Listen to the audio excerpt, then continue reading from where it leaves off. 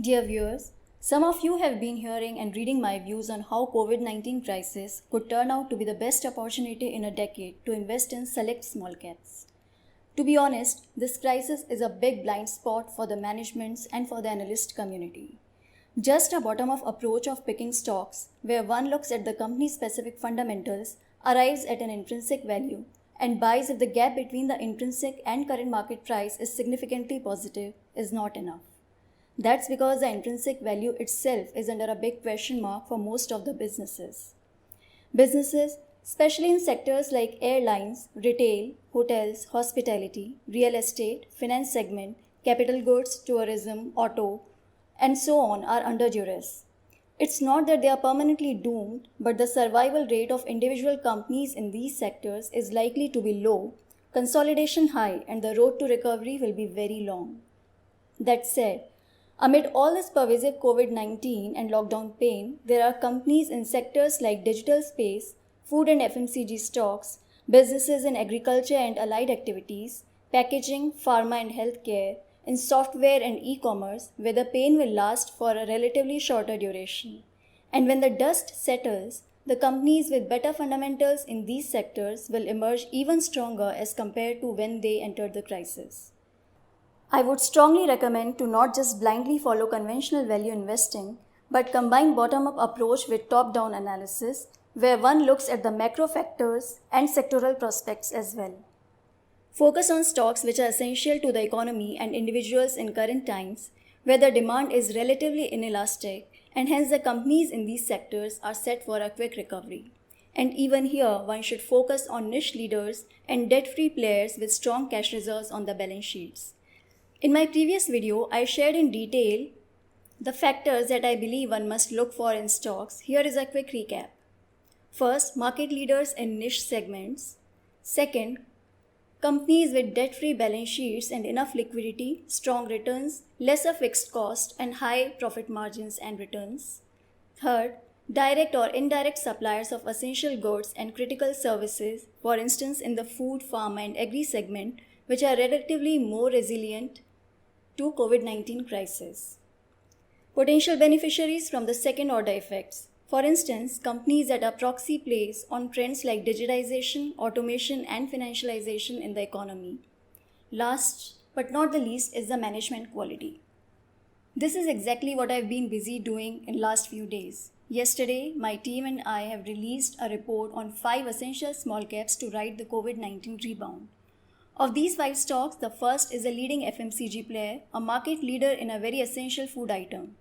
The company has seen a 100% jump in online sales during the lockdown. It's also tying up with food delivery apps like Zomato for wider access of its products. And it's also the world's largest exporter in a niche segment, and its flagship brand commands over 70% market share in the Gulf markets. The second stock provides crucial services to the financial markets and has been continuously growing its market share even amid the lockdown. It's a great proxy to ride the twin megatrends of financialization and digitization in my view. 1/3 of its revenues are annuity based and give it a strong buffer against the current slowdown. The third stock is a critical supplier to the biggest blue chip companies of India. It's the only company globally to make its own robots in the segment, and that too at 1/3 of the cost, and it dominates its niche segment with 25% market share. With food segment, which is one of the most resilient to COVID-19 crisis as its fastest growing segment, I believe it is well placed to weather the current crisis. The fourth stock is a technology company with the DNA to thrive in a world adopting digitization and artificial intelligence at unprecedented rates. It's also very adaptive to the macro environment. It's already involved in supporting and empowering the healthcare sector to combat the COVID-19 crisis. The fifth is in agribusiness, and it plays a critical role in India's food security. With almost 10% market share in its niche, it supplies the most essential ingredient to the most critical sector of the economy. And amid this crisis, the good news is that these stocks are available at bargain prices. Now, there are certain reservations that one might have as an investor in these times. Most common of these are, should one invest now or wait for stability? Further, given the volatility, should not one prefer large caps over small caps? With regards to investing now or waiting, I believe it depends on your time horizon.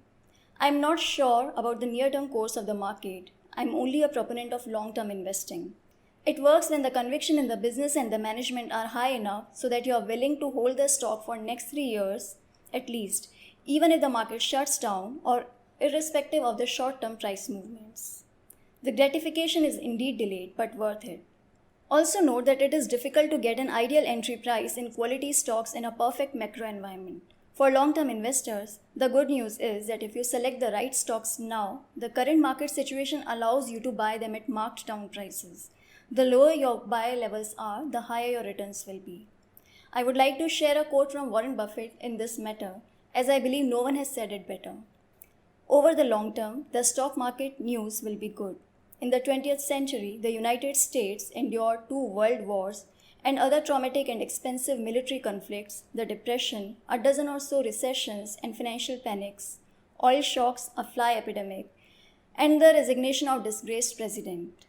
Yet, the Dow rose from 66 to 11,497. Regarding whether one should focus on large caps over small caps amid uncertainty, I believe it's not a question of either or. An ideal portfolio needs a mix of both for optimum returns. Given the potential of a sharp rebound in small caps, I believe it helps to have a 10% allocation of one's portfolio to small caps and up to 60% allocation to large caps. That again depends from person to person. I share my views further on the matter of large caps versus small caps in my next video. For now, I would love to hear your feedback in the comment section below. If you found this information useful, don't forget to like the video. Also, for regular updates, don't forget to subscribe to Equity Masters YouTube channel. Thank you for your time.